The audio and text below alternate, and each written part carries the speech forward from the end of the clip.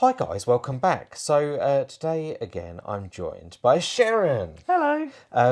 So in this video we're going to discuss Caravan and Motorhome Club membership as we're both members.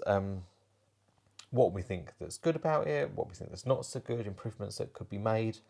And yeah, we'll discuss that in this video, so stay tuned. Bill and I are deciding whether we're going to renew our Caravan and Motorhome Club membership, as we've been members now for almost a year. Our membership expires at the end of November. Can't believe where that year's gone. So yeah, basically just trying to decide whether we think the membership's worth it or not. Mum, you and Dad have been members at the Caravan and Motorhome Club for how many years? Donkey's years, 15, 20 15, years. 20 years, quite a long time. Yeah. You've never been members of another club, No. have you? No. So obviously you're quite happy with being club Being members. Yeah. Have you ever thought about trying the camping and caravanning club No, because we've always been quite happy. with Caravan and Motorhome Club? Yeah. But we only joined because you were members. Yeah. But then we haven't been to many UK UK sites. caravan We and always used to go to France. Which I'd imagine are affiliated sites rather than Caravan and Motorhome Club owned sites. Yeah. Actually, and how have you found those? How have you found... brilliant. You could book, because we used to go 5-6 weeks and What, to France? to France, and you could map out where you wanted to stay, book it all in one go, and you got a good... It's sort of like a one-stop Stop shop. shop, You yeah. can sort of book your ferry crossing, book your campsites. I have actually found it is really good because you can, like I say, book your pitches. They've got an online shop. They do caravan and motorhome insurance. I even think they do car insurance. Like I say, one-stop shop. You could basically do everything through the one site. Really simple and quite good in that respect. And also you're part of a club. Obviously you get a magazine, things like that. Brilliant. So obviously for you, that's why you've been Caravan and Motorhome Club members. I'm sure that's probably the same at Camping and Caravanning Club. I think they offer discounts on ferry crossings and things like that. They've got loads of CL sites or CS sites, I don't know what they refer to them as, and like serviced sites, if that's what you want to call them. So I'm sure the clubs are similar in some respects, but obviously different in others. So let's just cover the good things and the bad things. So obviously, as we've already touched on, the one-stop shop aspect of things that you can book crossings and whatnot. But I've actually always found all of their sites to be really clean and tidy. They all seem to operate in exactly the same way. Check-in times and check-out times tend to be the same, if not very similar.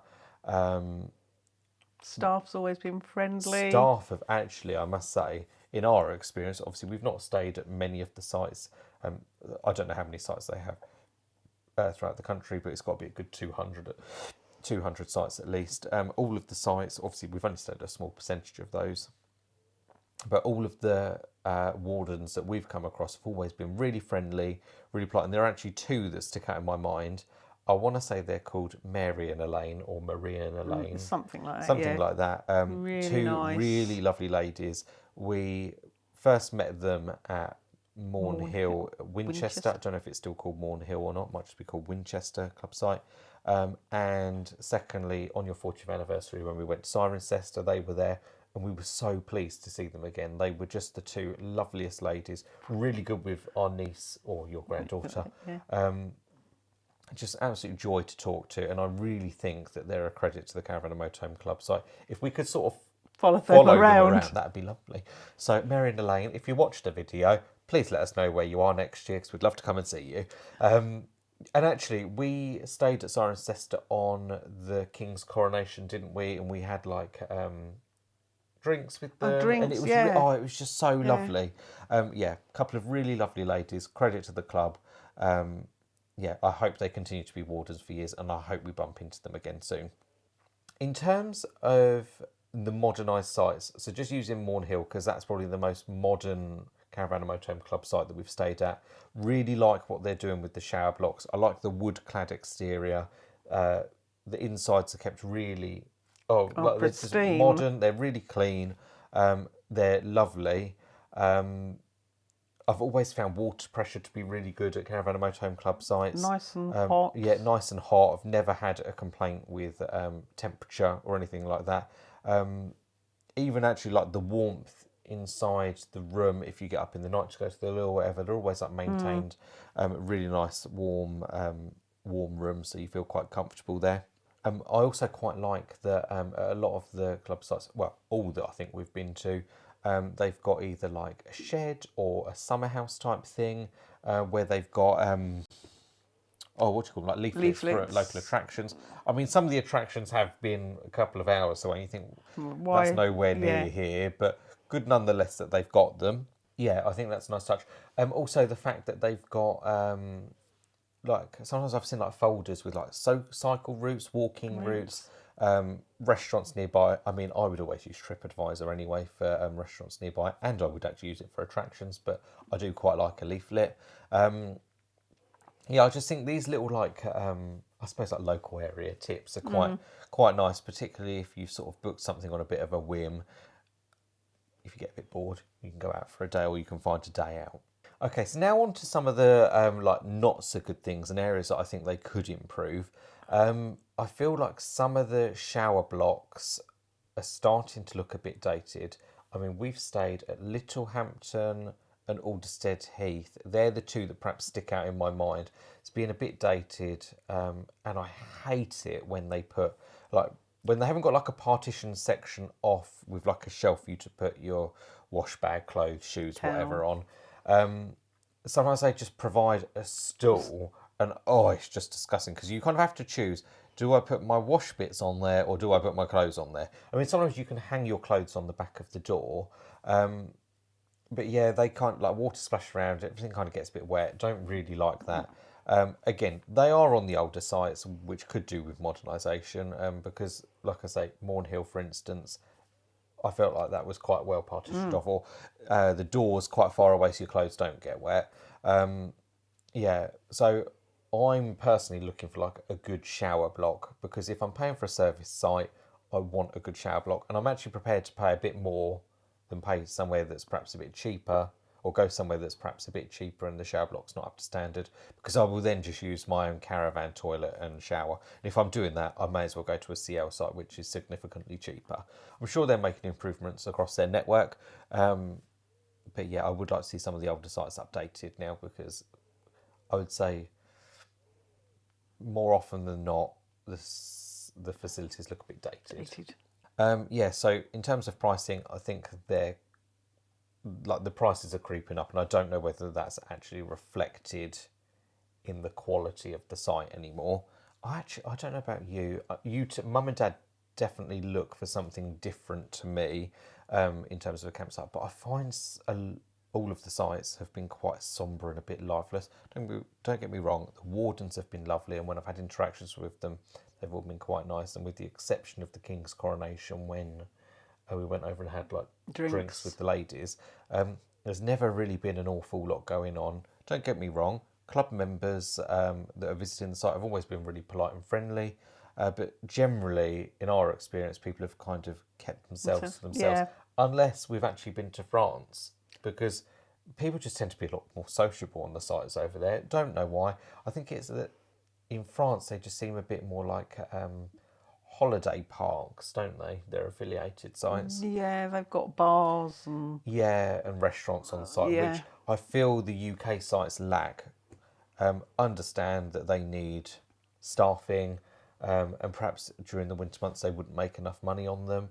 But I think some of your larger Caravan and Motorhome Club sites, maybe this does actually exist and we've just not visited them yet, but from the selection that we've stayed in, they haven't had a clubhouse, they haven't had a bar, they haven't had any sort of like on-site food, with the exception of the like food cart, chuck wagon-y type things, which we've really quite liked actually. That's a nice tip, so well done Caravan Club. Yeah, I feel like they're missing a bit of a trick, because it's a really nice way to bring club members together, for those that want to socialise particularly, together on a site. I'm not saying that I'm really expecting them to provide singers and entertainers for kids and stuff, but I do feel like a bar might bring some people together, and be another like income generator for them. But I'm sure they've crunched the numbers and found that that's not financially viable for them. But yeah, obviously they know their demographic.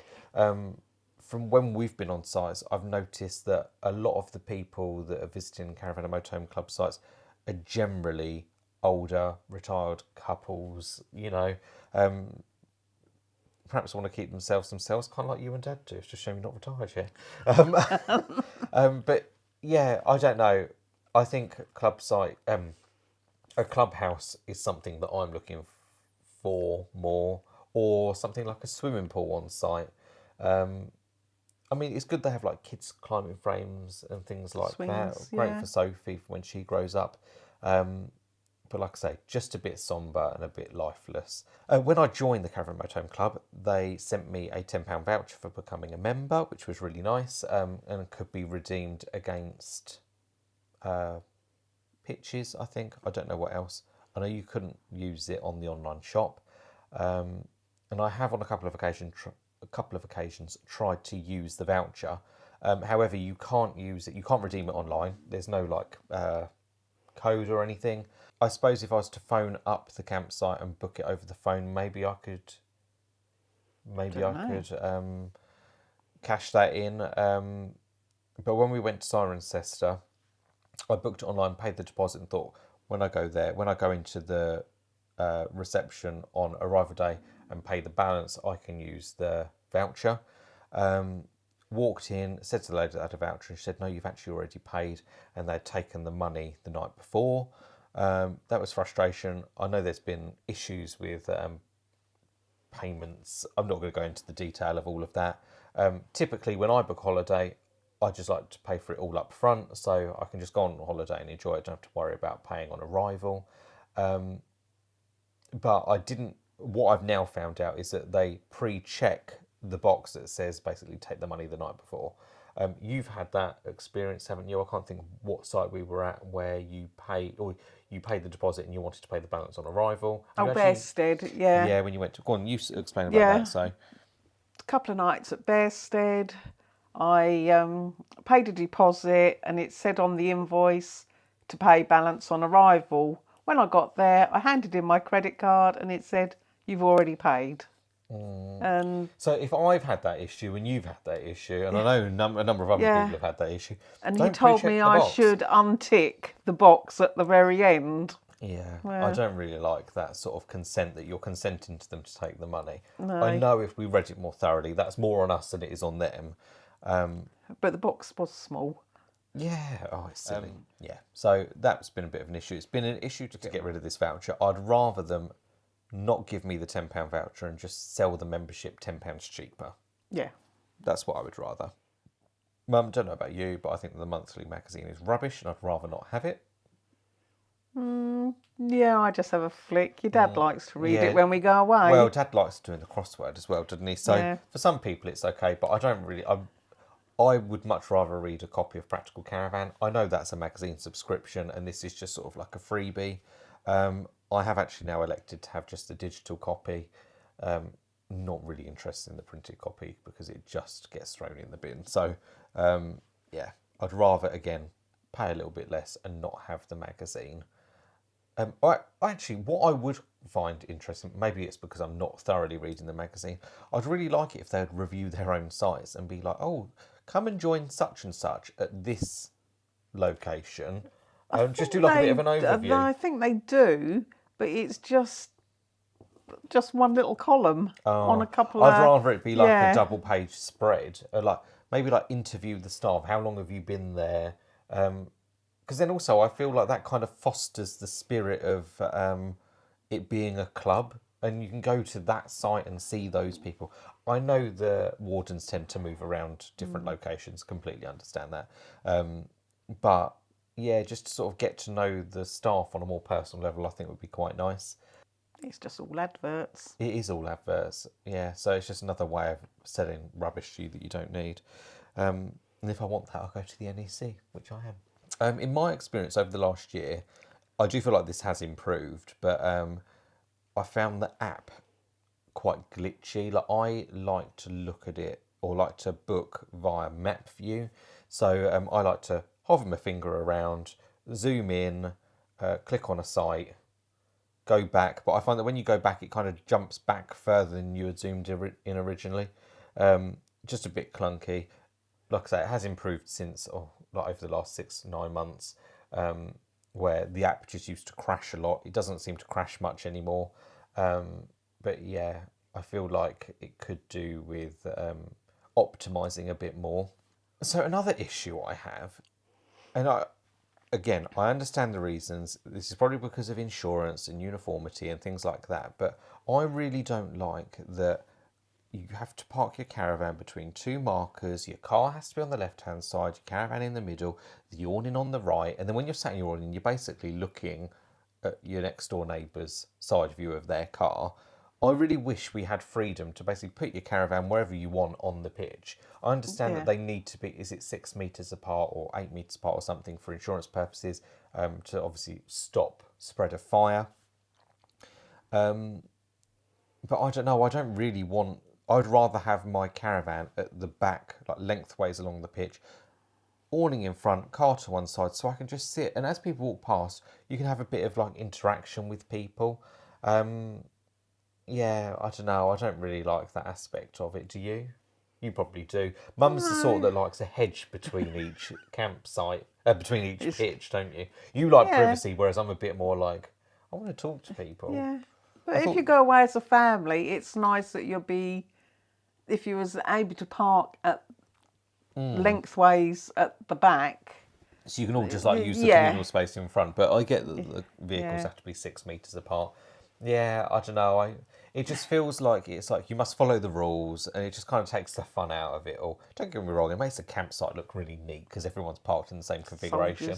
But then there are other aspects of it where obviously there's this like standardisation of like how you must be parked on your pitch. But then the electric bollards, there seems to be no standardisation there at all. Like some you just push up in. Yeah. Some you have to push and turn. Absolutely. We've had somewhere I've looked at the flicky on and off switches and been like, oh, I can't get power. Do I lift it up, turn it down, move it to a different plug? It's all just, I have had trouble with bollards. Didn't you say you saw a couple? Yeah, they couldn't work it out. Either. No.